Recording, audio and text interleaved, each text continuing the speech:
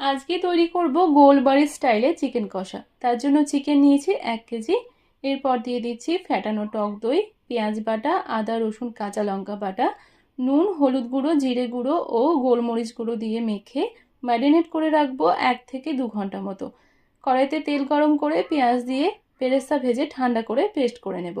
আবারও কড়াইতে সর্ষে তেল গরম করে ফোড়নে দিয়ে দিচ্ছি তেজপাতা, শুকনো লঙ্কা, বড় এলাচ, ছোট এলাচ, দারচিনি ও চিনি দিয়ে সুন্দর গন্ধ বেরোলে দিয়ে দিচ্ছি আদা, কাঁচা লঙ্কা ও রসুন বাটা দিয়ে কষিয়ে দিয়ে দিচ্ছি বেরেস্তা বাটা। বেরেস্তাটা দিয়ে কষিয়ে তেল বেরোলে দিয়ে দেব লঙ্কা গুঁড়ো ও কাশ্মীরি লাল লঙ্কা গুঁড়ো দিয়ে কিছুক্ষণ নাড়াচাড়া করে নেব। তারপর দিয়ে দেব ম্যারিনেট করা চিকেনটা 5-6 মিনিট কষিয়ে নেব। তারপর ঢাকা দিয়ে রান্না করব। চিকেনটা ভালোভাবে কষিয়ে নিয়েছি, প্রায় সেদ্ধ হয়ে গেছে। এবার এটাতে দিয়ে দিচ্ছি